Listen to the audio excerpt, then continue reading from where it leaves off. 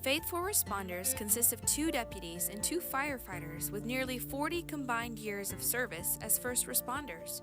Scotty, Jonnathun, Clint, and Jacob invite you to listen as they discuss various issues that first responders deal with in their daily lives as well as on the job. The crazy schedules, training, mandatory OT, and the extra gigs provide little time for family, let alone going to or committing to a church. Their prayer is that this will be something used to help keep you encouraged and equipped in your faith. So sit on back, but don't fall asleep. Yes, that means you firefighters. And as always, stay safe.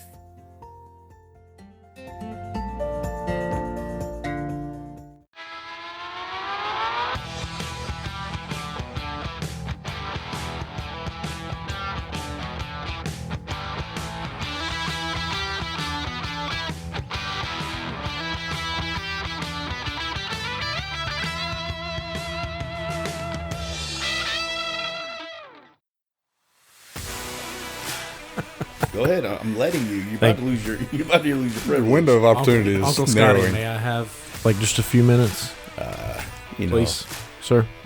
Yeah, sure. Speak, peasant. Go ahead. Go ahead. All right.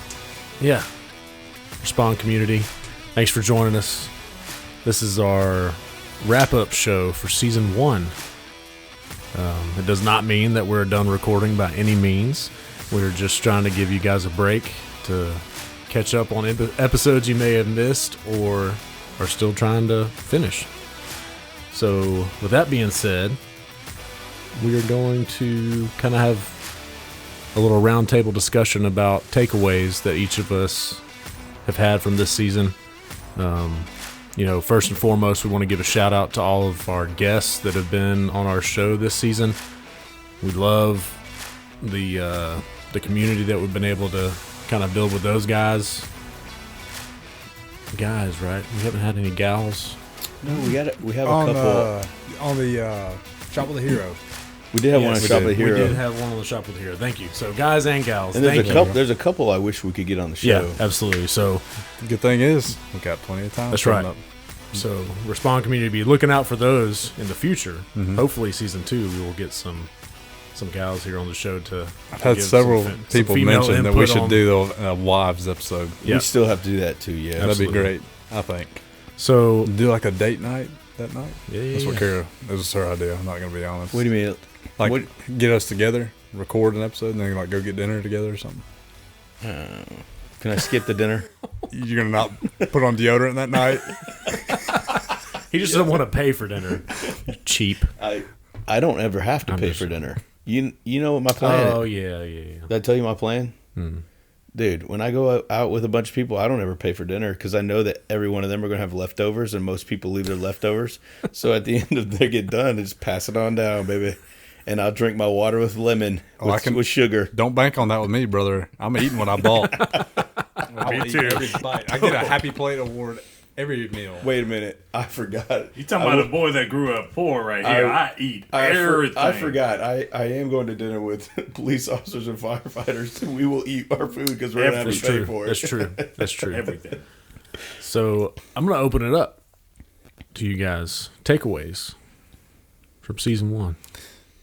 Well, I would also like to thank all the guests we had. I'm very blessed to be a part of this, and it was just awesome seeing as many people as we've had. And we've got other people that we just haven't been able to line it up with the schedule yet that are willing to come on and share their testimonies and share their time with us. And so that's been very humbling, I'd say. And then as much, we've all had stories of people reaching out to us about it, people that we didn't expect, some, stuff like that.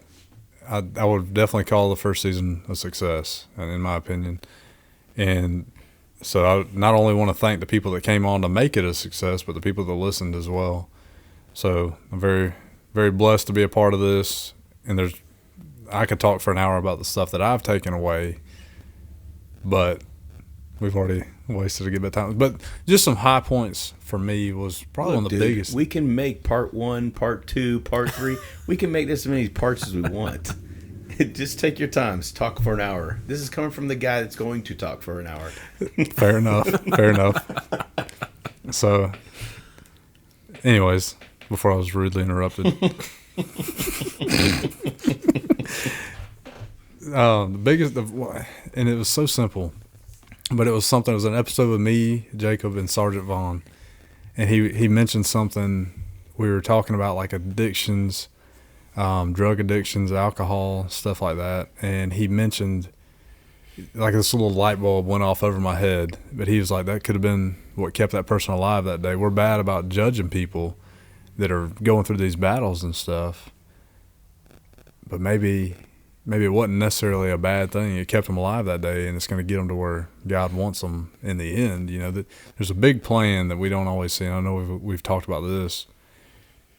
There's an awesome plan that's coming together, and we just don't see all the pieces coming together, but these pieces are coming together. And sometimes we do get to see the pieces come together, and it's like, wow, that's pretty cool. Seeing God's plan put into action and come to life. But sometimes we're a part of that puzzle, and we never even see the pieces coming together.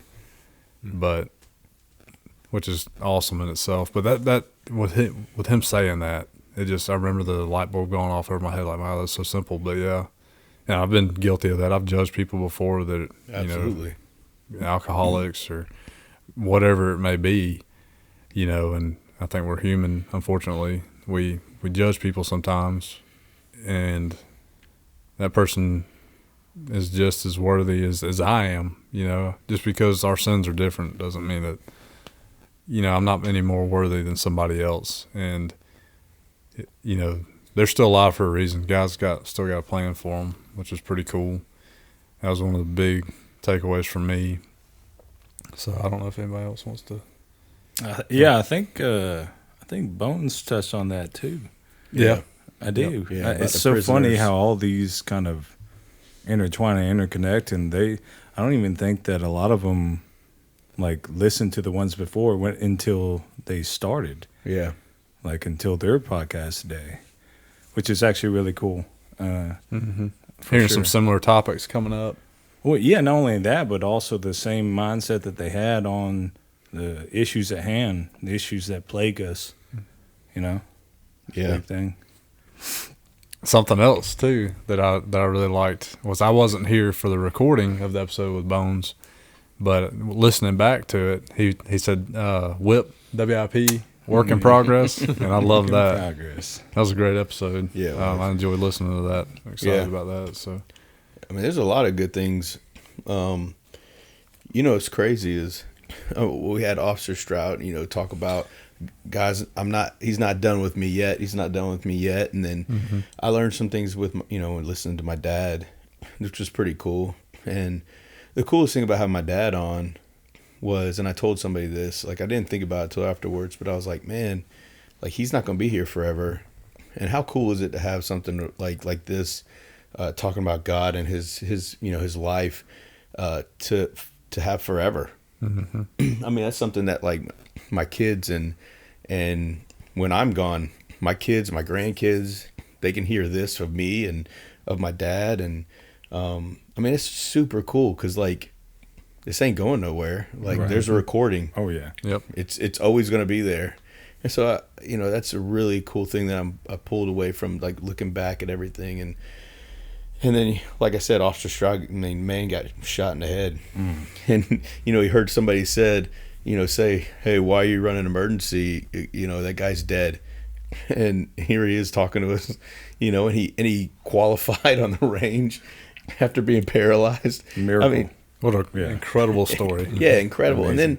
And then you have things like little things like, buff, makes a good point. Hold on. Excuse me. Did you say little? Oh yeah. A big thing that he said, but what was really cool is the fact that he made it, a point that when we tried to help somebody on our own, they're going to pull us down. Yeah. And there's a possibility of that. And then Scripture talks about this. Like, so a lot of people in society talk about, oh, I can't believe that you're judging me. You're judging me. You're judging me. And, Scripture talks about you should judge your brother. You should go up to your brother if you think that they're doing something wrong. And when you go up to them by yourself, if they deny you or if they don't agree, then you go and get another brother or another friend and you go up to them and talk to them again. And that's basically like what Huff was saying, is that, you know, if you go to somebody and you're trying to help somebody or talk to them about bringing them up, they can bring you down or they can deny you. But when you get two people and you involve a community or a group, it becomes more like open to where it's like, look, this is from my heart. Like, I'm going above and beyond to try to do my best. Now, there's different kinds of judgments. And unfortunately, I don't want to say Christian, but the believer society, or the people who, believers in general, there are a lot of them that do judge in a very terrible and hateful way. And I hate that. That goes for all non-believers, all cultures. It goes for everybody. That's a human inherent thing we have when we're born into a world of sin. You have things where it's like, I'm right, you're wrong. It's hateful, which this podcast for me has been allowing me to be a lot more compassionate, listening to people and listening to their stories. And I really will say that this has helped me adapt to a buddy of mine right now that is really trying to get into church, and has started coming to church, and me and him talk all the time. This has taught me to be more compassionate and not just say, oh, originally or initially your belief is wrong, this is what you should believe, which is what has pushed him away from Christianity in general forever, since the beginning. And now he meets somebody like me who just is, I kind of welcomed him to whatever he believes. I'm not gonna judge him on that point. I'm just gonna love him and profess what God tells me and leads on my heart and stuff like that. And he takes it a different way. Dempsey was the same way when I met him, and to see Dempsey to where he is now, it's very, oh man, I just thank the Lord every night to see people like the Lord working. And it helps us when we leave here. We said that when we came here, we were doing this for God. It was for nothing else. It's for God's glory, and to reach people and help people who might be struggling, whether they believe in God or whether they do believe in God, or believe in God or don't believe in God. And we said if nobody ever listened to this podcast, that we were going to be thankful and happy to basically have a men's small group. And it's really been awesome, because it's been a lot bigger than that, because I've gotten to talk intimately with people who have listened to our stuff, listened to the shows, and have called me, asked me questions, told me people I never would have thought would have listened to it, comment and say, hey man, I loved that show the other day. And I'm like, man, that's so awesome, because all God wants, all he needs, that mustard seed, man, all he needs is that little bit of faith, that little bit of inquiry, and then he can use people around those people. We've talked about this. We're not meant to plant the seed, get the soil, water it, sun. We're not meant to do that. We're meant to do one thing for God, and that's just to let him use us in however he can. And this podcast has been very good, and it's been very eye-opening, especially Selene's last show. There's just been every show has been it's touched me big time. I leave here every time, I'm like, gosh, like I feel revitalized. Like I feel like amazing. You just got done with a revival or something. Yeah, it's amazing. Well, you just touched on it. You said we all kind of agreed that, like, even if nobody listened to it, it was going to be something that kind of blessed each of us anyway, and kind of, like you said, a small group. And that's pretty much exactly what it's been for me. Yeah, it's just like you just said, like every time you've left here feeling kind of rejuvenized or whatever, like revitalized. Every single episode that we've done has been just such an encouragement and like blessing to me, and that's been worth it. And to see it, really to see it in all of you guys, but also I feel like it's meant that, it's been that, it's had that same meaning or that same effect, to our guests too. Yeah. So that's just been awesome to see, especially Double D's episode. Yeah. He we had that episode, and I can't remember exactly now how much longer it was after the time we recorded his episode to the time that he got baptized at Church of the Grove. But like, awesome, dude, like I didn't know it at the time, but I think, if I'm not mistaken, I mean, you can correct me if I'm wrong, Scotty, but I think sometime between those two events was kind of when he committed to putting his faith in God, and following Christ. And so when he came on the show, it was raw. Yeah. Because he had just started showing a little interest. Right. Because he had been burned by his old church. Yeah. And he's in a difficult spot. And he had just started showing interest. And I don't know if y'all remember this, but he wasn't even supposed to be our guest that night. Our guests had canceled. And I was moving furniture with him the day before, and I called him. I said, "Hey, are you doing anything tonight? Because you know how I've been kind of wanting you to come on the show and just, tell us a little about yourself." And he was like, "Yeah." And like that, like it almost put a little spark, because I really feel like he felt wanted and desired. Yeah. And that's what you should get from being in within the fellowship and in the atmosphere of God, because God's with us. Yeah. I mean, he's here with us right now. And when you feel that, when people come in here and you start feeling, you can't explain it.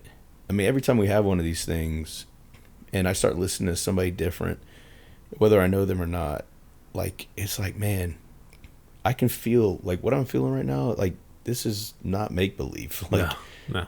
I mean, I talk to guys all the time on the fire scene and, really intense, amazing, fun, whatever you want to call it things. Yeah. I don't feel this way. Right. I mean, if it's just conversation, like, what are we talking about? Because it's just different. And I only think the Holy Spirit can allow that to happen. I was going to say, it's the Holy Spirit, man. The one that kind of sticks out in my mind was Chief Hill when he came on. Because he was nervous as a cat getting started, you could tell. Which we all were, starting out. Yeah. And then halfway through, he's just chilling and hanging out and talking with us. And at the end, he even mentioned, man, that was fun.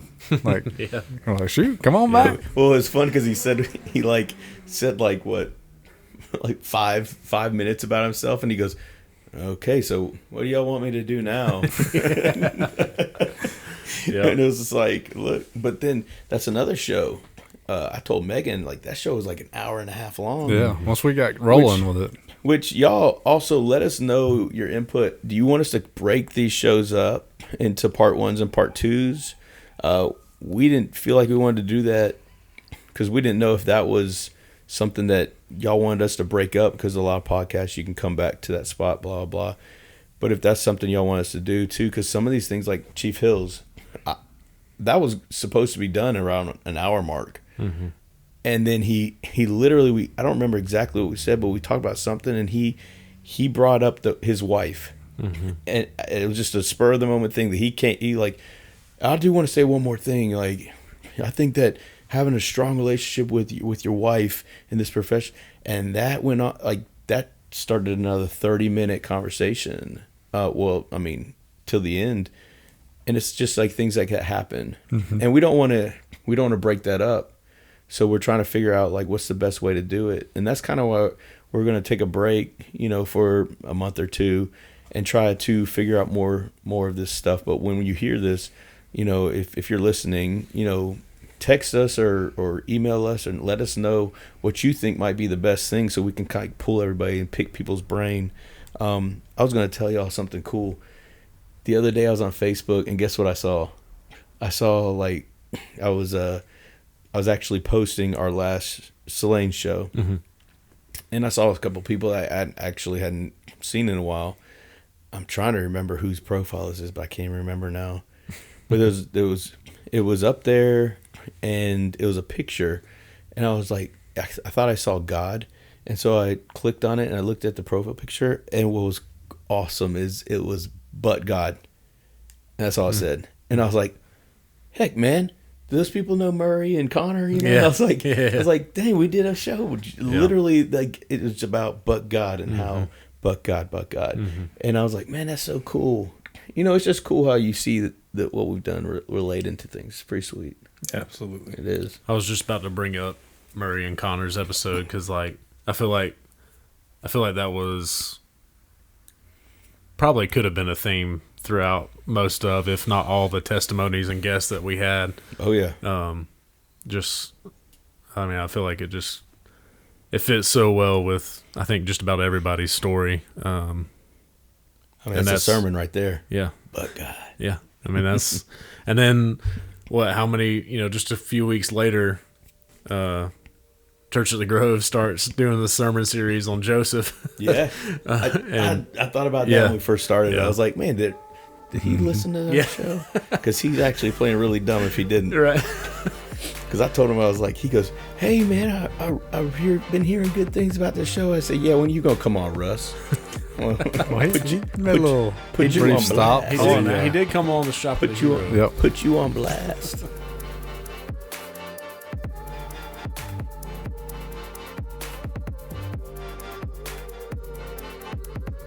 Going back to what you were saying, Scotty, it's been, for me, it's been really cathartic.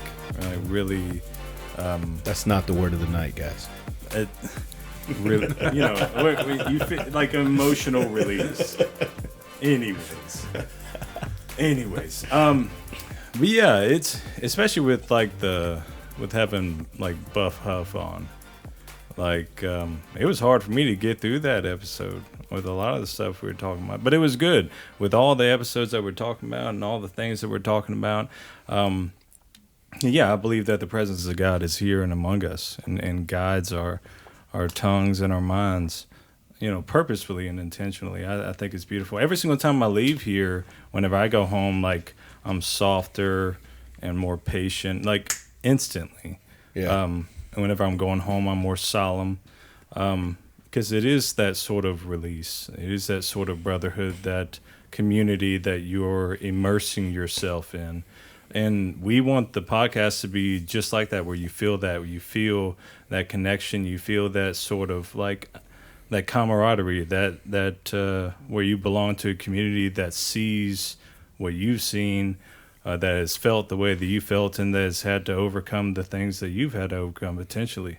Mm-hmm. And with Buff Huff, it was big time into that, when it was like giving yourself, mercy and grace, the characteristics of God that we fail to do all the time. And that was big. That was big. I thought that was super relatable, and that's one of the big things that I took away. And that's why it was so hard for me to get through that, because I was like, that's deep, that's hard. And all that. And I mean, just along with that is like a self-realization, being able to dive into yourself and realize the issues that you're having, where they come from, and where they are coming from currently and in the past. And being able to deal with those issues, and also be able to be a person that creates safety in the community, right? Yeah. And that's a huge job, Yeah. And learning how to deal with your home life and issues with your own personal life, all in the same melting pot, but everybody only sees what stew comes out of it. They don't see the process. Yeah. And that's a big thing. That's one of my takeaways for sure. The grace, the mercy, self-realization, and overcoming that adversity is a big thing. I was talking to somebody the other day about coming on, because he's a fireman I knew in Cherokee, and he's had some rough bouts here and there, mistakes and stuff, whatever. And he was telling me, the other day he'd been doing well and had forgiven himself, and knows that God has forgiven him for what he's done, and he was talking about how like the love that that our Lord gives us, and the love that the people give him, and the caring and everything. And I told him, sometimes I think that we take love and we say, oh, God loves them. God loves them. We love you. We do love you. But part of the love that we have to have in general is not like per se me to someone else, but some of the love we have, it sometimes has to be like this hard love. And when people think of love, they don't think of hard love.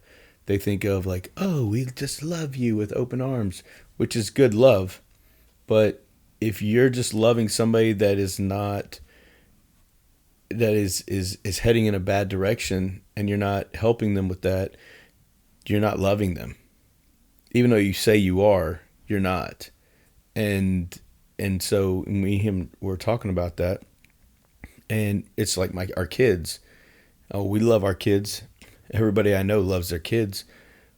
But if we allow our kids to do things that are going to make them not great people or going to teach them bad habits, we don't do anything to them or punish them or talk to them or do anything about the habits that they're doing. We're not showing them love at all. But we're not giving them hard love because we love them. You see what I'm saying? You know what I'm saying? It's kind of like, it's like this two-edged sword. It's like hard love is what they need to show true love. And that's why the Lord gave us that free will. It's like, that's why we have to see judgment. We have to see bad things happen sometimes because of that hard love. But I told him, I said, what's incredible about all that is what makes up love is what God gives us. Is he gives us mercy, he gives us grace, and he forgives us. And those three things equal the love that he's talking about. It doesn't mean that we're not going to get punished. It doesn't mean that we're not going to get in trouble or whatever happens. But there's still grace, mercy, and forgiveness. I mean, he talks about it over and over again in the Bible. Jesus talks about it over and over again. But that doesn't mean there's not retribution. That doesn't mean there's not punishment.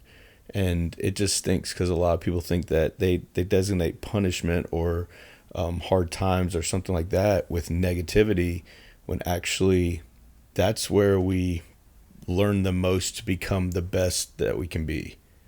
I mean, if that makes sense. Sure. And so, but I started thinking about that. I was like, oh man, like, he went through a lot of hard times and he made the mistakes. I mean, he'll tell you. But like, he didn't see true love until after he went through all that crap, and then he looked back and he was like, this whole time God loved me and I didn't think he did. But I went through what I went through because he did love me.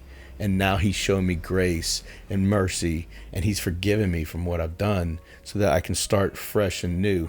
And that's one reason why it says we become a new creation when we find God. The old is done away.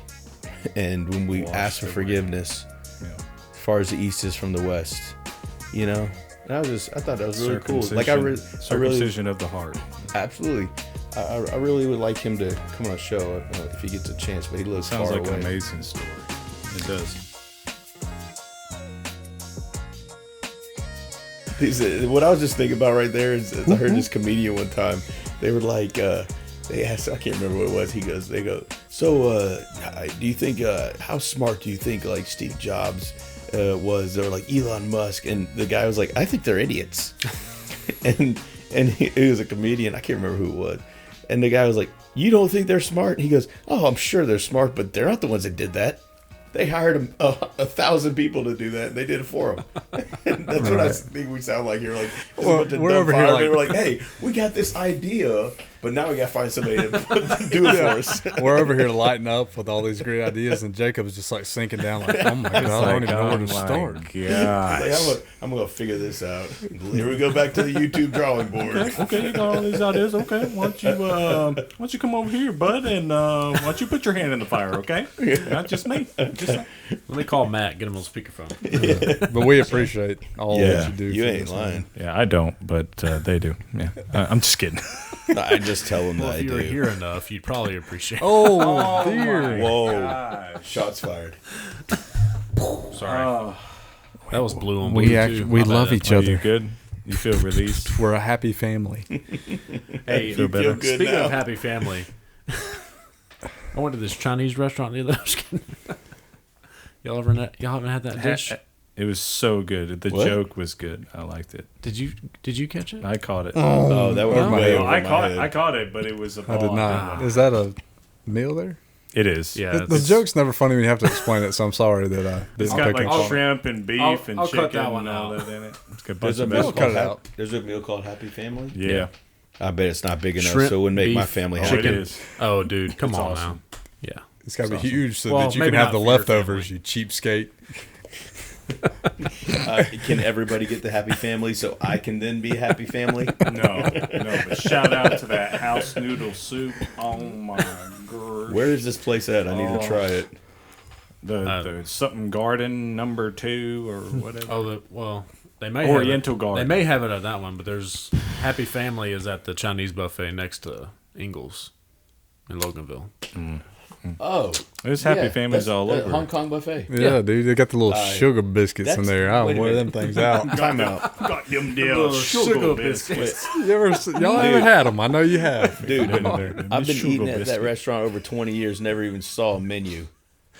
Why would I get the menu? It's a buffet. Yeah, They put it on their buffet. The Happy Family. I What probably is have it? eaten it. And That just didn't buffet know. makes a happy Shrimp, family. I tell you chicken, that right beef, now. and It's all mixed together. There's one more meat in there, I think. I don't It's look gonna at be the real. I names. don't read what it is. I I don't, just yeah, put it I on my don't, plate. I don't and look eat at the it. names of the food. Or I just crabs. eat Good it. stuff. Biscuits. Like, yeah, Sugar biscuits. those I don't know are what good. they're actually called, but They're that's really what good. They I are didn't read good. it. They are good. Yeah. Anyway, I got off topic. What I really wanted to say That should be the name of this episode. Off topic. Happy Family. That could Oh, be my it. goodness. That's even better. I love Hong Kong buffet. Them Chinese donuts. Anyway. That's what they are, though. That's what they're Yeah, called. that's what they are. Yeah. They So- are like donut holes. Big fan. Yeah. They're good. Pat, I like Chinese. my father-in-law Pat went to a conference. His name's Pat. Yeah, you didn't know that? trick. That's the guy that's been emailing me? Yeah, and the one that hugs you every Sunday. You didn't know his name was Pat, bro? I know who he is, but like, no, I didn't know his he's name gonna was be Pat. he's gonna be so sad when Is he this hears No, this look, episode. what he's gonna be sad about is I'm gonna be real with you right now. I know exactly who Pat is, but every time I see his name on my email, I hit the little side on the little thing on the side of his name and delete. Oh, ouch! What is with you? These are jokes are supposed to be funny. To every lie. Jokes are supposed to be funny, bro. They're not hurtful. Wait a minute, I'm out. Happy family Wait a ain't so minute. happy. Wait a This minute. coming from the boom roasted guy. Yeah, That was funny. That was funny. yeah, boom roasted. That was funny. That was funny. I'm just kidding, Pat. I know who you are. So I know who you anyway, are. He calls you Patricia, though. Who does? That's not funny either. Dude, It's that- totally funny. it's the silence. anyway, he was at a funny. conference. He was at a conference about a month or two ago, and maybe a month ago, maybe not even a month ago. Anyway, in the past, after we started the podcast, he was at a conference, and he was telling two officers that were working security at the venue about our podcast, and they were like, Oh, we've "Hold heard of up!" that. They were like, "Hold up, wait a minute. Like you're saying it's two deputies, like police officers and two firefighters that are actually like meeting together and like doing this thing together?" And he was like, "Yeah." And they were like, "There's no way. Like, there's no way. I don't believe you. There's no way they're getting along that well." So Jonnathun, I think that speaks, a little bit to what you were saying earlier about, the camaraderie and the brotherhood that we're building here. Joking or not, I don't We're brothers in Christ. First. exactly. I was gonna say there's something We deeper. can't help you guys picked a terrible profession. There's something We deeper. love you through it. There's something deeper that How stupid are y'all? that connects us all than just first responding, and that's the blood of Christ. Absolutely. So I will that's throw- how we make it possible. I will throw this out there. I tell Happy my family. Happy I family. tell my guys to treat SO GSP police with the utmost respect, but I think I'm different because my dad was a cop, and I look at it this way: they depend on us, we depend on y'all. Like it goes both ways, because I'm not going into an active shooter with no gun, and y'all are, and that's the difference is that we help each other, and that's why I tell them take care of our EMS guys. So in Newton County, we do a terrible job at trying to help our EMS and ambulance guys.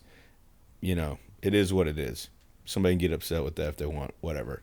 But my guys know when we have a med call, we're in the back of the ambulance asking that medic and that EMT what you need help with. Because I know that they're going to take care of us later, just like if we take care of them. And it's the same thing with dispatch. If you are nice to dispatch is going to be nice and good to you. You see what I'm saying? Like, it's like scratch your back, scratch ours, because everything is joined together. We don't have the same mentality and mindset, but we are all connected in the same call. And so for me, it really bothers me in the EMS portion, because by no means would I say I'm an EMS guy, but I recognize that EMS is the main thing we do. And so if we don't get up and that's what I tell my guys, if we don't get in the back of the ambulance, our skills are just going to go to waste. Like, it's at some point, it's going to be a forgotten trait, and we're going to get back there and we'll be awkward. And when we really need to help them, we're not going to know what the heck to do. So get in there and do IVs, get in there and do everything. But like most of places, most of stations, before I actually had the responsibility of making my guys do it, man, to get the patient, we'd load the patient up in there, and it's like, all right, see ya. Yeah. And I'm like, nah, we ain't doing that. Because that's what my guy did the first time. I said, nah, open that door back up and get back in there. And I slammed the door behind him. And you stayed outside? Yeah, just to prove a point. They were fine. I do that too. I'm not judging you, brother. No, you don't. I don't get in there. I'm not an EMS guy like Scotty. He's a nerd. Yeah, that's me. Hey, man, I do my job. Unfortunately, you don't, but I do my job. I love my job. It's the best. All right, y'all. You're right, Scotty. We reached the please. we reached the end of the first half of this episode. The back half of this episode is going to consist of each of our segments that we came up with, which I love the little over the course of the first season. The little jingles, if you will. Oh, I love them. Was that your idea? To do what? The jingles, the little jingles and all that. Yeah, that was awesome. Yeah. Dude, that's hilarious. I love them. I love it. It's great. It's great. Genius. Pure genius. Yeah, it was good. Revolutionary. Are we going? Who's going first? Go ahead, Clint. I'll do it. Clinton. Clinton. Why do y'all love calling me Clinton so much? Clinton so much. That is my name. I know. Okay. Bones told us. I was always so used to you so much. calling you. It doesn't bother me at all. I'm very proud I was of always that. just used to calling you Clint, and then I just assumed that's. Does anybody else call you Sunshine? No, only you. You are literally the only person. Really? Yep. Everybody else let that go. It's time for encouragement with Clint. Yes. Through song. It's time for encouragement. Here with my buddy Clint. He's got a little song for you. It just might improve your mood. It's time for some encouragement with Clint. Through song. So this is actually the one that I had I said that I was prepared to bring up last time. Oh, yeah. I wasn't as prepared as I thought I was, but I do have one. It is Trust in God, featuring Chris Brown. Oh, yeah. Elevation Worship, and it says it is also featuring Chris Brown. I would imagine it's not the Chris Brown. No, it's not. Most people know. Okay, I was waiting. Different. Have you never heard it? Different Chris Brown. So this is one of my wife's favorite songs. Yeah, like, you it's a good play the song, song. she's probably gonna cry. Very good song. I love it. And I'm gonna get into why after I do my little spiel. Go ahead. So I'm interested. I'm just going to start at the very beginning. Blessed assurance, Jesus is mine. He's been my fourth man in the fire, time after time. So, to me, I've been kind of diving into some of the lyrics a little bit, trying to learn about them. And a lot of the ones I've mentioned are stuff that I knew before. And to be honest, when it said fourth man in the fire, I'm like, I know they're referencing something, but I don't know the story. So I got to looking, and I'm hoping that maybe you guys... Meshach, Shadrach, and Abednego.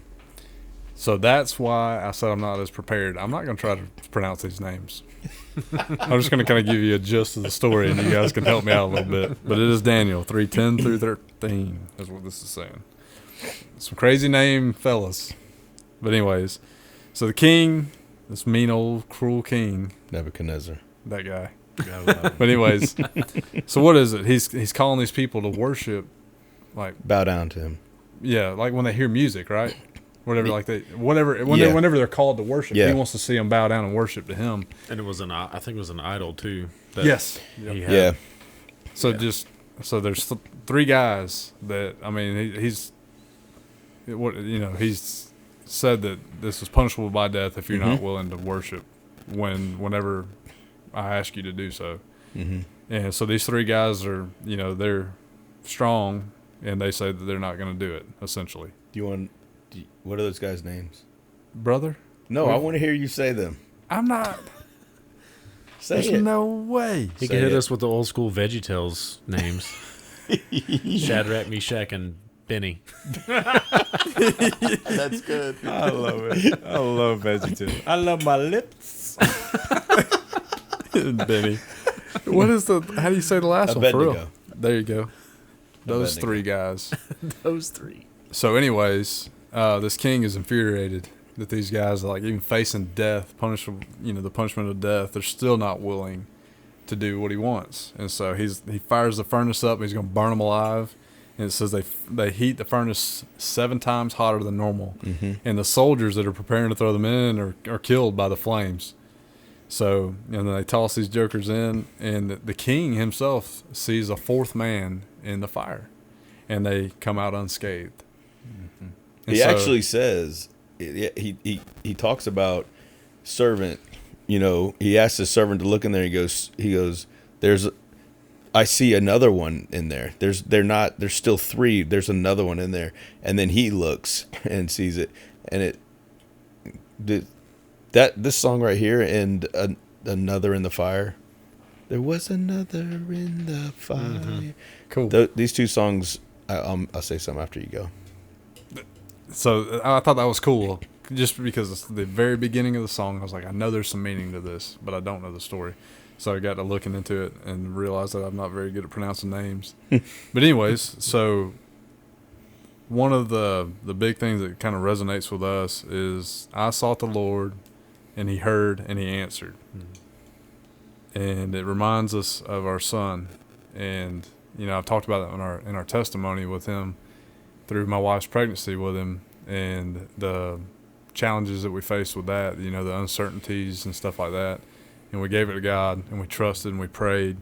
And these words just resonate so much with us. I sought the Lord, and he heard and he answered.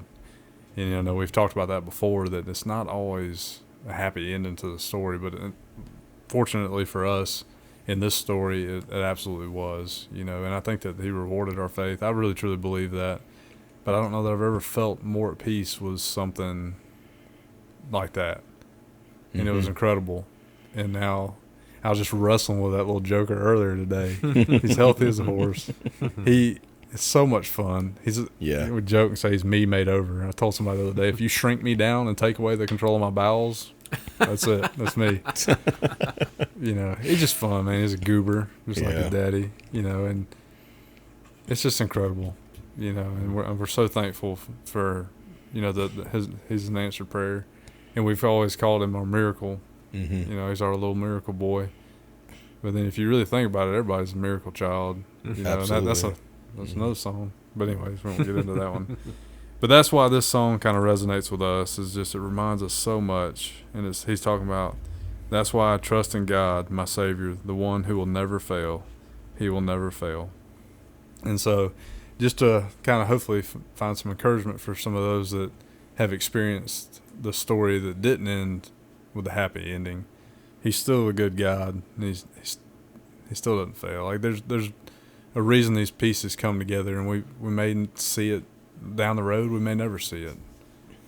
But I've learned more to trust him now as I'm getting older than I used to, you know. And I really, truly do trust him because looking back, all the pieces that have come together through my life, I couldn't have put them together better than what he's done for me, you know. So this song just resonates so well with us. We could go through other lyrics and stuff in there, but those are the ones that stuck out the most, and that's why I wanted to kind of get into the beginning of the story that I didn't really recognize. And so, which I thought was pretty cool. But I'd love to hear what you wanted to add to it. Yeah, I might have mentioned it before, but like that song, and then I guess it's called something else, but the one that's, you know, there was another in the fire, that right there, which is the same talking about the same thing. That song came on, and that song is why that song that you just mentioned they make me break down. It's hard for me not to shed a tear when I hear those songs because of this right here. Because when we were coming home from the hospital or the specialist, when we found out we lost our first child, I remember I was driving down 285 because we had to go to CHOA, or it was a specialist from CHOA, and we were driving down 285 and just hadn't really hit me yet that our baby was gone. And I remember I remember Megan just like sitting in it was just us two, because my mom was watching the girls, and I remember her just sitting there crying, man. It was awful. And I don't know there's nothing I don't know what I can do, you know. And I'm trying to think about, like, is this real? Like what the heck? And that song came on, and it might make me cry now, but when I heard that song, like, you know, there's another in the fire, and I just started thinking, I was like, there's Megan and I and our baby we just lost, and then now there's God, and he's in the fire with us. And right now, like, he's in there, like, he's going to go ahead and take our child. He's taking our child because I can't take care of this child like he can. And, you know, and man, it's just like, so it's just like you're in that fire, you're hurting, and the Lord is there with you. You know, you're not alone. And I just remember, like, just breaking down, like, going down 285, like, I had to go all the way to the far lane because I couldn't drive like the speed limit, and it was just tearing me apart. And we got home and I just hugged my kids, and then sure enough, and I'm not playing with you, when we found out we lost our second child, we went through a normal, they said that child was perfectly healthy and everything, going through a normal checkup, and they weren't even doing an ultrasound. They were doing the listening for the heartbeat with just went blank, but anyway, and they couldn't hear anything. And so she takes us in there, and she gets that the ultrasound set up, and the baby's there, but there ain't nothing working.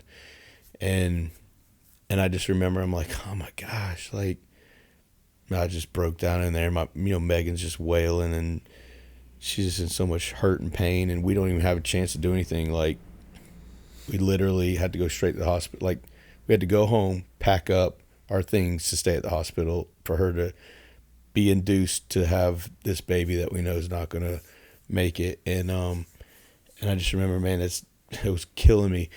But on the way back to the hospital, we were on the way back from our house, we were driving there, and we were right there on Sugarloaf and 20, and that song came on again, and I was like, oh my God, like, I don't know, it was just like, whoa, because, you know, God works through music. He can use his message anyway. And man, I heard that song again, and dude, I almost lost it. And like, I don't even know how I got to the hospital because I was hurting. That time I was hurting really bad. The second child was, because I think the first one was just like, wait. I think the shock lasted a little bit longer. And then it was a matter of healing and all that. The second one, there was no shock. It just was pain and just frustration a little bit. And not with God, but I guess in general. And I remember hearing that song, and the reason I broke down and cried was not because it's like, wow, like I wasn't even thinking about you when all this happened, because I was thinking about my wife. I was being selfish and thinking about myself. And then I heard that, and it made me break down, because I felt like inferior. Like I felt like I like let him down, and then forgetting that he's there in this fire with me. And I mean, it helped. That helped for a little bit, obviously. Then you still have to go through all the watching your wife go through all that crap. And then, you know, I felt bad again, because as y'all know, later on, I try to take all that burden and pain and hold it on myself. And then again, I forget about God. I forget about like letting him take that from me. And then again, I'm breaking down like in the middle of Grace Monroe, because like I get hit with a left hook from that dude saying, I think you're the one. God's telling me that you're the one that needs prayer. You're the one that I need to be talking to and praying for. And I'm thinking, no, you need to be praying for my wife. And then he goes, no, God's saying that there's something in you. There's something going on with you. Like, you're not taking this good. And it's just like, you know, and like, I'll never forget that. That's why I thought that was the church I was supposed to go to, because that all happened there. And then Russ calls, you know, I told some guy this the other day that I just found out comes to our church, and he's on a Kylie's softball team. And I told, you know, 2 days later, Russ calls me and asks me, he goes, hey, haven't thought about you. And it's like, why are you calling me? I said, I guess Katie told you what happened. He's like, I have no clue. And, you know, now he's sitting there saying, I don't know what's going on. And he goes, I just felt like God was telling me to call you, that you needed prayer and you need somebody to call you. And I'm just, again, it's just, man, you can't make stuff like this up. Like, I start bawling again, and Russ is like, oh my gosh, I'm so sorry, you know. And I'll never forget Russ, that conversation. And I got off the phone with him, and I started praying to God, and I started praying to tell him how to take control of this situation, how am I going to deal with it, and all that kind of stuff. And you know, apologizing to God. Like, I'm on my knees at my coffee table, like apologizing to God for the way that I try to do it myself. And it's just like, I think this is church I need to go to. I think God's telling me that, look, you need to go over there. You need to do something over there. That's where I need you. That was good at Monroe, Grace. They were great church. We loved it. But that's not where I need you. You know, I need you over here. And I don't know why, but man, what a blessing. Because that single phone call has now transitioned into this. You know, like, yeah. None of this would have been, none of this. Like, and the things that, Amen. I mean, it's just crazy how God works. How God works. Amazing. How crazy is that? The littlest things. Perfect. Direct. It just came from a morning devotion where Russ was going through prayer requests, and he thought about my face somehow because I had been there 3 weeks earlier. Actually, it was 4 weeks, because that was in the time period we lost the baby. And he was wondering where I was. And the only reason we made a joke about me, I guess, because his daughter was about to get married, and he's like, I'm going to hire you to make sure that this guy's a good, you know. We were joking about that the first time I went there, you know. And then, but he just, I hit his brain somehow. That's just crazy. Man, God's real. It's not crazy, it's perfect. I know, God's real. Like, I can't explain it to people. But I can tell people all the time, I see God all the time. I don't see this person. I don't see this being, this vision. But when I say I see God, I see the spirit. Like I can, like there's been things in my lives that are just like, that is God. Like we look at him as this like father and person, like this image, but God's not an image. Like there's way more than just what our finite minds sit there. And when you sit there and you see like things unravel like you did, and like, you know, I'd never been pushed to my pushed. I lost my friends, yeah, and I was pushed then, but then as an adult that year, back to back, it's just like, man, what the heck? And I always said, I just don't understand it. You know, it's like, I can't fathom that God would have set me up to be where I am now from tragedy. And it's unreal when you think about it. I don't know. Something a little different, but also similar to what you're talking about, seeing God and different stuff. Going back to, you know, the stuff we were going through with our son, all the different tests and stuff they did. It is incredible what they can see. Even in an unborn baby, like what's going on. Yeah. It just blew my mind what they could see. But something that I remember seeing is when they were checking his heart. And I can't remember what test it was or whatever, but on the screen you could see those little valves opening and closing in his heart. They can even check the chambers, umbilical cord. It's incredible, like the bro. blood flow. Yeah. They can check the blood flow in their brain. Yeah, I remember that, dude. It's crazy. It is absolutely incredible what they can see. and this is But I tiny. remember- It's that big. Yeah. Like I remember sitting there seeing that little heart just working away. Yeah. Seeing the little valves opening and closing. it's And incredible. that's why I say that any child is a miracle. Because I mean, Miracle, to me, I see that in children in general, but especially mine. Like, just because I've seen the entire process of it, you know, as a dad. It's incredible. Yeah, like It's a manifestation of perfect intentionality. We- Literally. it's It just is. cool. To think that, I don't want to talk negatively about anybody, but to think if you really knew the science and everything that it takes to create life and that little baby and what goes into that and how it has to process, to think that just is from chance. Like, but you know, my fourth daughter that we had after both Bella and Shiloh, her middle name is Eliana, and because she's a gift from God, because I didn't want my wife to have, you know, I didn't want to get pregnant for a third time because I was scared it was going to happen again. And then God broke me down then too and was like, look, buddy, first of all, you ain't the one giving birth.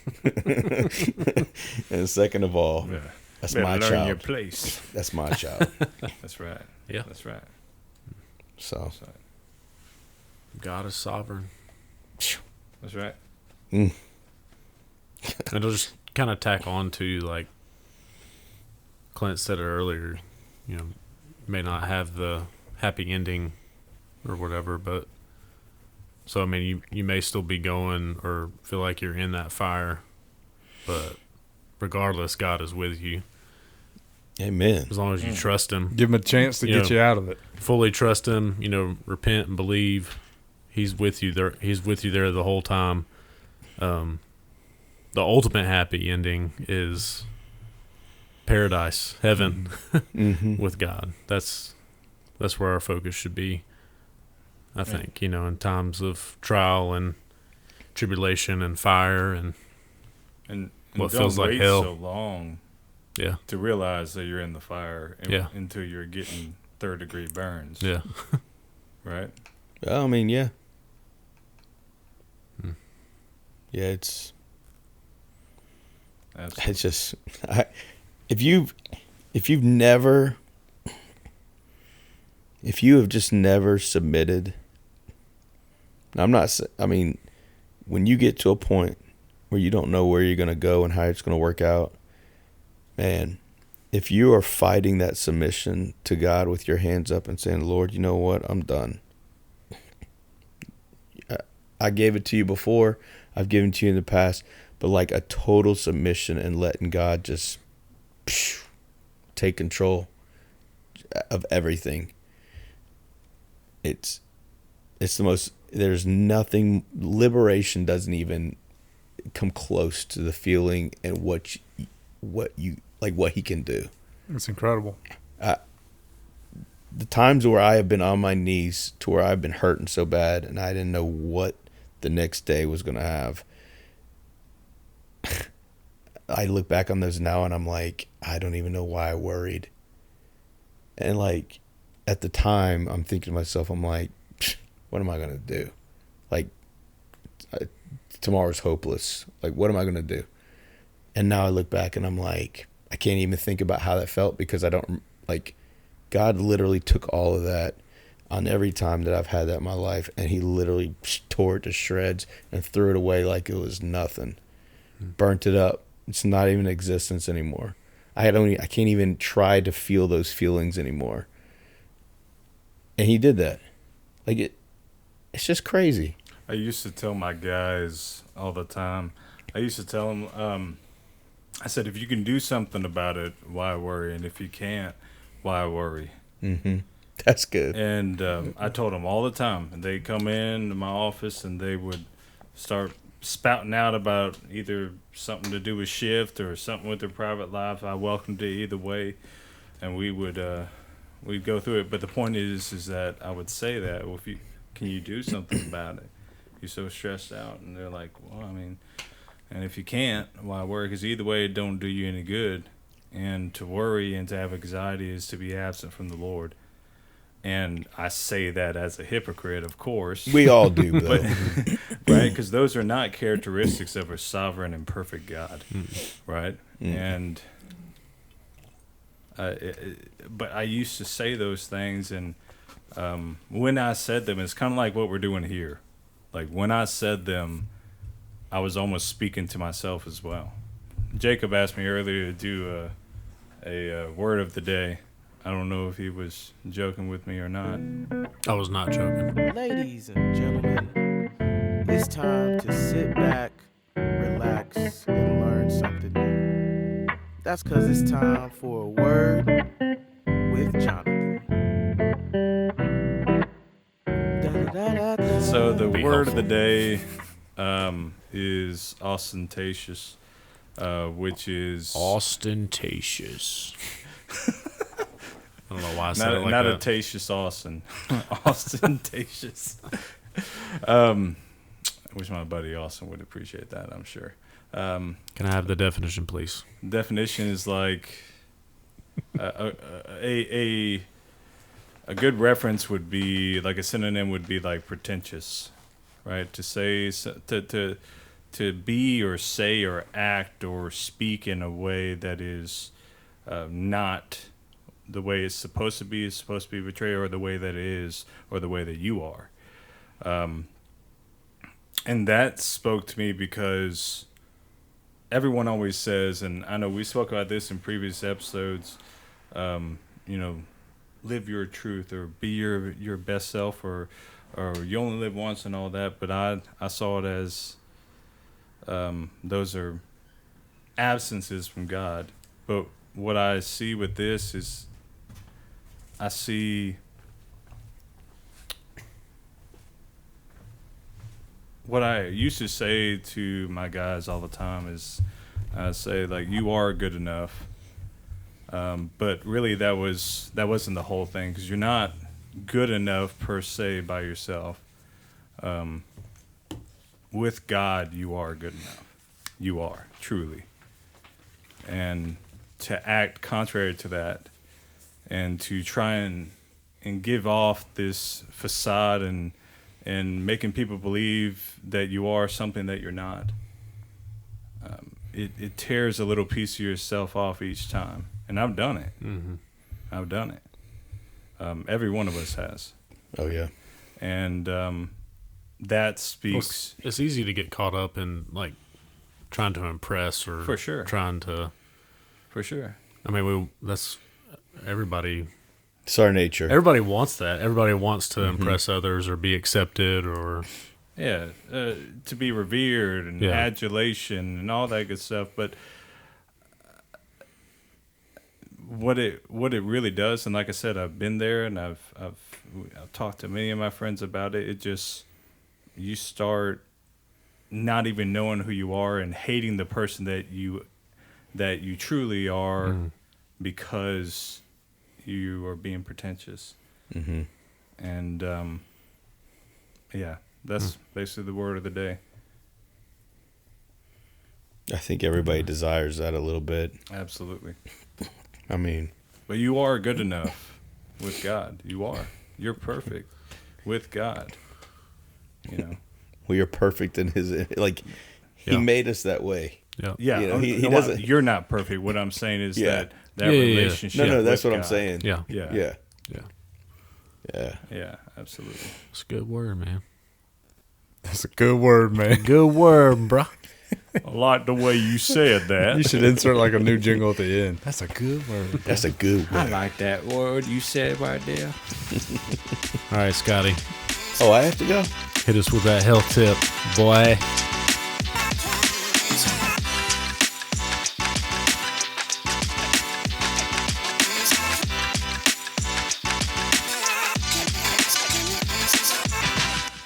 Hit us with that health. Hit us with that health.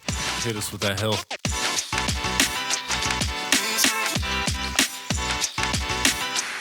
Hit us with that health tip, boy. Everything, when it comes to health, man, there's so many different aspects of what people are looking for. Some people are just looking to cleanse their body and restart. Some use that as a diet, which is wrong. But it goes in the same thing as working out. Like, different workouts produce different things. You got CrossFit, you got lifting weights, heavy weights. Everybody has different desires. When it comes to, when people ask me, what I do, my question back to them is, what do you want to do?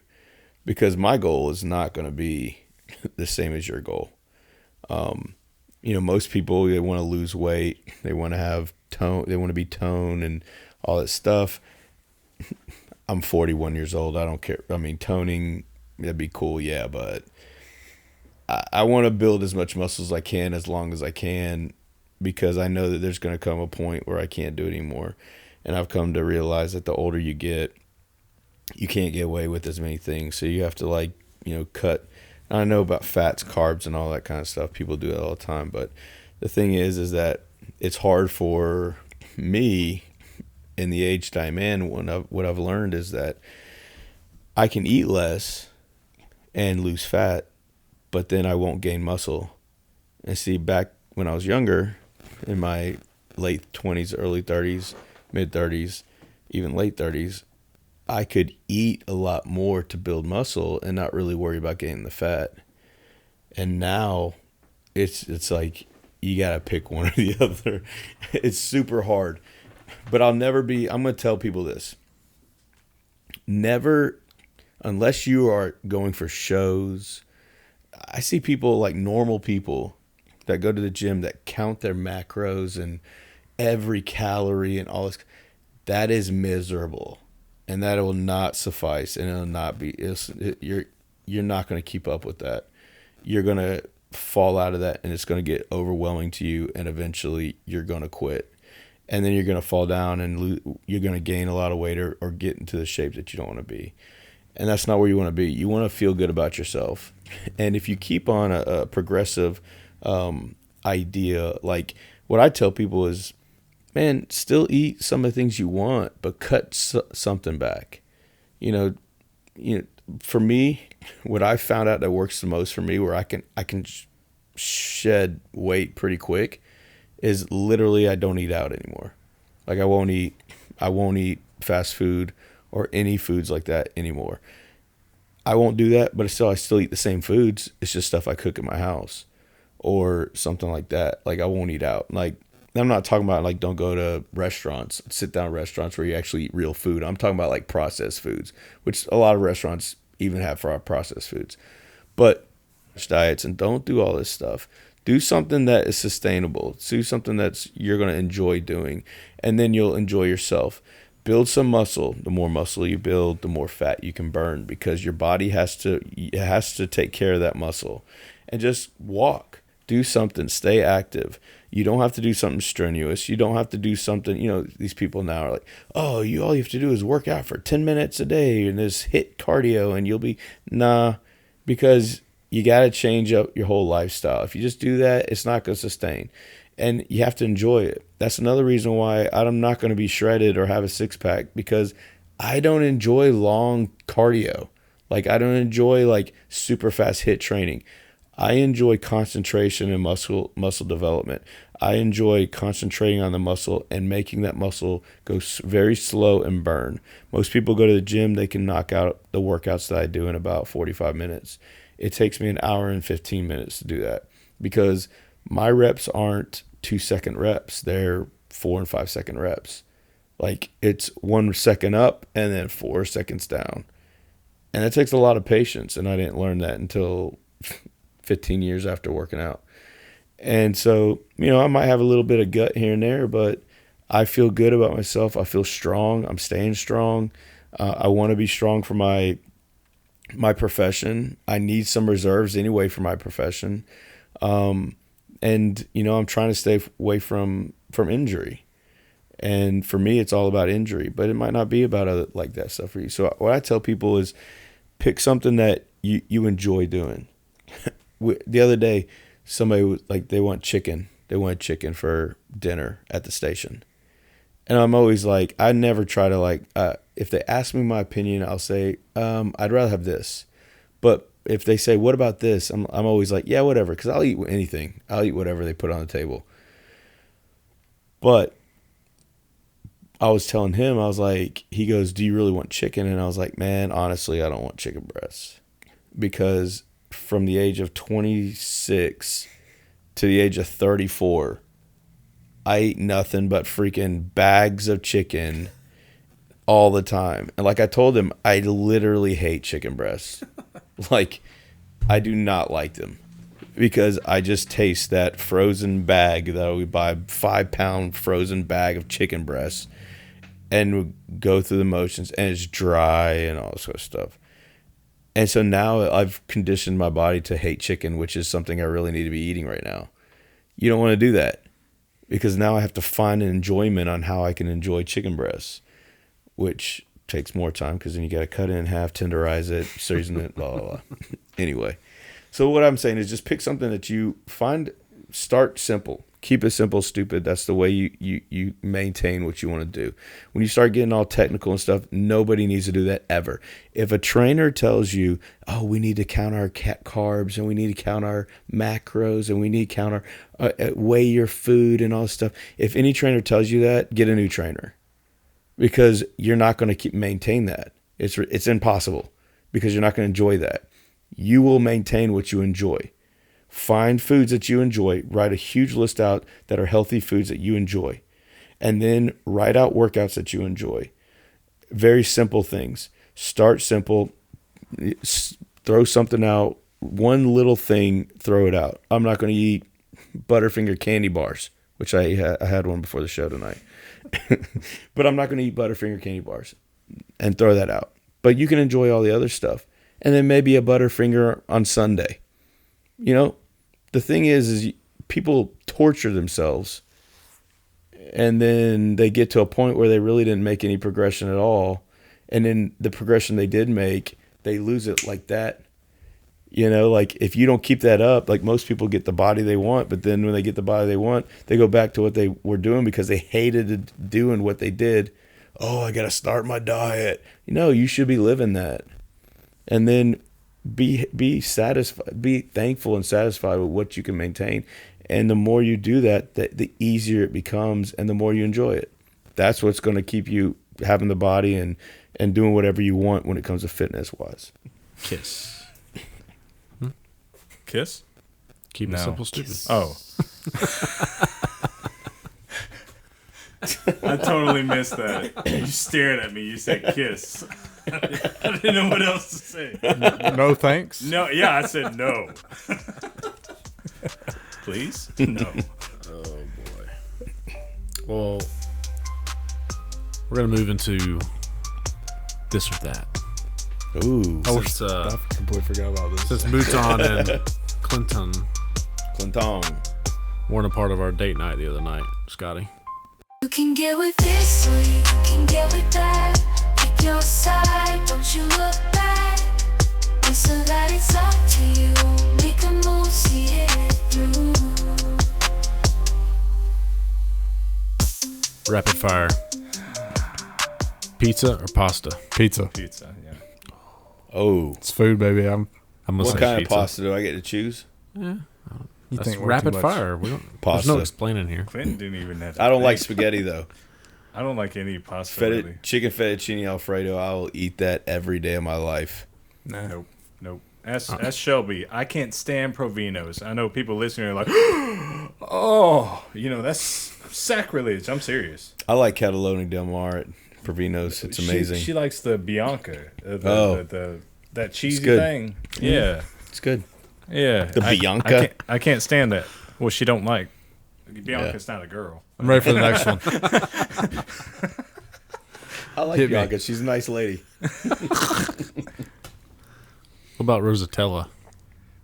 Yes. That's Like a actually not mixture bad. of the red and the white. Yeah, it's red. I love Rosatella Yeah. sauce. I didn't mind that. Shelby introduced that to me. Yeah. It's good. Yeah, it's not bad. All right. Dark chocolate or milk chocolate? Milk chocolate. Wait, whoa. Hold on. I think we all answered at the Did y'all same all time. say milk chocolate? No. I said milk chocolate. Dark chocolate dark does chocolate. have Dark antioxidants chocolate. in it, so it's healthier for Chocolate, brother. Dark chocolate. chocolate. You got to get that like 70% cocoa. you. No, I mean the bitterness just right. Y'all Yeah. think way too much into this. I With a just cup pop of it in my coffee. mouth No, and with a enjoy cup it. of coffee. Like I told him, dark chocolate has antioxidants, which help. I'll fight. eat some dark chocolate too. It ain't gonna mess up your belly as bad. I'll tell you that right now. No, that's true. This belly's made of steel, brother. I've been mistreating it for years. This belly's made of teddy bears. Gummy bears. Teddy Grahams. I was thinking, Teddy Grahams. This belly is soft. All right. Hot or cold?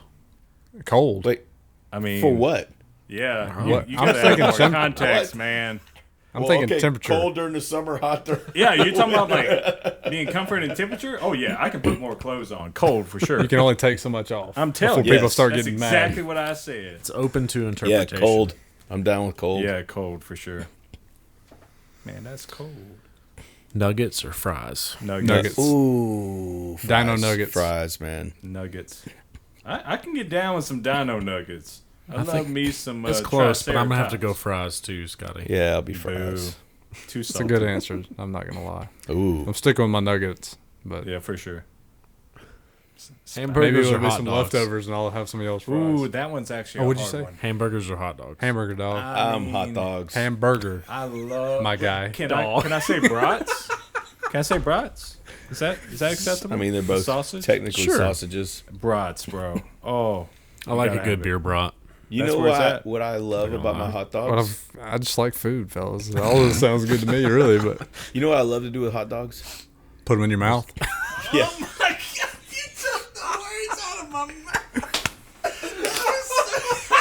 I don't put you condiments. should have on. seen the smile that erupted from Scotty's face just now. It was the biggest smile You know where I was from ear to ear. I didn't know if I should say it. Okay, we can hit the explicit button on this episode. They kind of defeats the purpose of saying it. I'll Just well, raw dogs them. Oh my! I put baked beans on them. That sounds wonderful. It's like beanie weenies in a bun. Nice. That's why I eat them. Cinnabon. You knew where I went. What type with of hot dog? Yeah, I know. What type? What brand? that. You can. I hope Whatever's you the edit most that out. processed. Nope.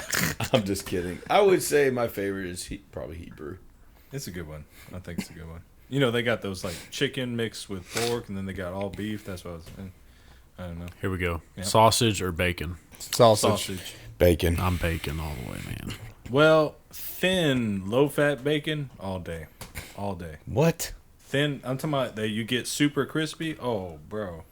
Nah. If I get bacon, it's gonna be thick cut, as much fat as possible. I mean, I still want it crispy, but I want Thin. it thicker. Yeah. Yeah. All right. Last one. Batman or Superman? Batman, dog. Superman, of course. Wait a minute. Batman. I'm going Batman. Yeah, y'all The Dark Knight trilogy y'all are are some of the literally- best movies I've ever seen. Superman is Y'all where are it's at. literally going to choose a guy who has no power? That's what I'm saying. That's what makes it even more special. That's right. Yeah. Well, So you it depends on what you. so you here's the define deal. special So as. here's the deal. If we leave DC, Of course, nobody can take on Superman. that's But exactly the Batman point. just the only people who have taken on Superman were mortal men. Because those are the only people who've really challenged and actually created Doomsday, who killed Superman, was made by Lex Luthor, a normal man, and Batman, a normal man. But that's because they had this kryptonite. I was going to say they were smart enough to use kryptonite. Yeah. But y'all are also the same people that if we left DC and went to Marvel, you choose Iron Man, who has no powers whatsoever. He just has a cool suit. But don't know if I choose Iron that. Man was think the so. one that took the what's that thing? Oh, yeah. The glove or what? Yeah, which makes no sense because he all the would have been jewels the, on it? What's he that would have thing been in the Avengers? last one to be able to do it. That's not even real. Like when I just saw that, I was like, None of it's real. Yeah, that's true. Batman's the realest out of all of them. Yeah, that's if we're true. if we're being true. real. I love Batman. There's no way like Superman's like he can do everything. Well, wrap it up, Jacob. Dang. All right, y'all. Jacoby. It's been real. It's been fun. It's been real fun. Nice. I see what you did there. Yeah. Like I said, I though, liked it. You're not. an we are OG. not finished yet. No, man. We're just letting people catch up. That's right. More 'Cause- episodes to come, more fun to come. Respond community. We love you guys. Yeah. Y'all need anything, let us know. Thank you so much for all your support. Thanks for roughing it with us. That's right. hope you've enjoyed it as much as we have. Yeah, thank y'all. Stay safe. Peace.